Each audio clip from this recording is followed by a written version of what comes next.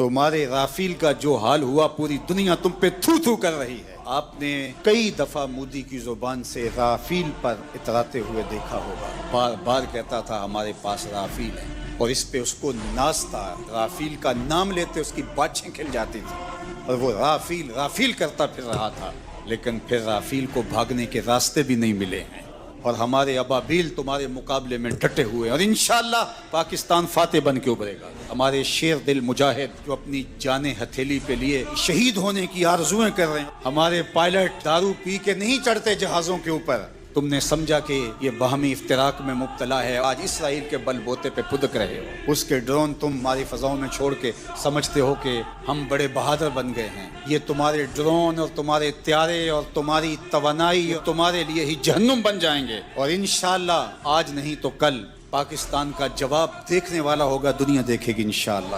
کیا ہمارا مقابلہ کریں گے؟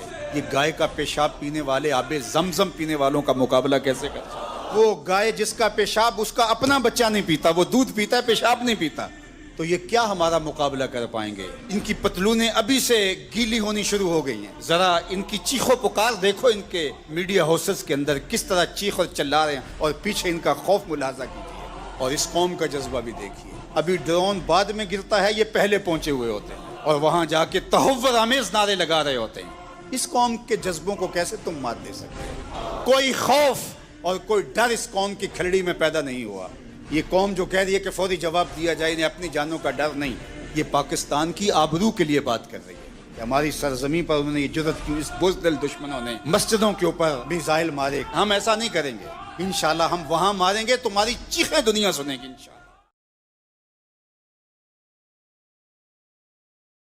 تمہارے رافیل کا جو حال ہوا پوری دنیا تم پہ تھو تھو کر رہی ہے۔ آپ نے کئی دفعہ مودی کی زبان سے رافیل پر اتراتے ہوئے دیکھا ہوگا، بار بار کہتا تھا ہمارے پاس رافیل ہے، اور اس پہ اس کو ناز تھا۔ رافیل کا نام لیتے اس کی باچھیں کھل جاتی تھی اور وہ رافیل رافیل کرتا پھر رہا تھا، لیکن پھر رافیل کو بھاگنے کے راستے بھی نہیں ملے ہیں، اور ہمارے ابابیل تمہارے مقابلے میں ڈٹے ہوئے ہیں، اور انشاءاللہ پاکستان فاتح بن کے ابھرے گا۔ ہمارے شیر دل مجاہد جو اپنی جانیں ہتھیلی پہ لیے شہید ہونے کی آرزویں کر رہے ہیں، ہمارے پائلٹ دارو پی کے نہیں چڑھتے جہازوں کے اوپر۔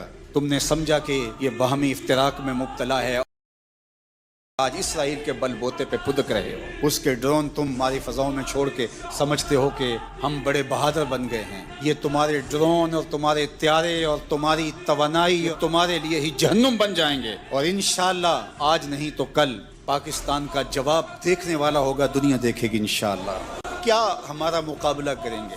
یہ گائے کا پیشاب پینے والے آب زمزم پینے والوں کا مقابلہ کیسے کر سکتے؟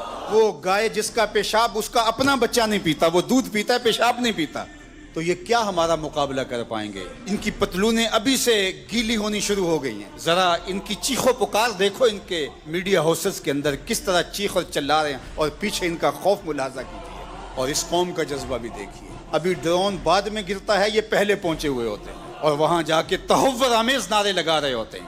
اس قوم کے جذبوں کو کیسے تم مات دے سکتے ہو؟ کوئی خوف اور کوئی ڈر اس قوم کی کھلڑی میں پیدا نہیں ہوا۔ یہ قوم جو کہہ رہی ہے کہ فوری جواب دیا جائے، انہیں اپنی جانوں کا ڈر نہیں، یہ پاکستان کی آبرو کے لیے بات کر رہی ہے کہ ہماری سرزمین پر انہوں نے یہ جرأت کیوں، اس بزدل دشمنوں نے مسجدوں کے اوپر میزائل مارے۔ ہم ایسا نہیں کریں گے، انشاءاللہ ہم وہاں ماریں گے، تمہاری چیخیں دنیا سنے گی انشاءاللہ۔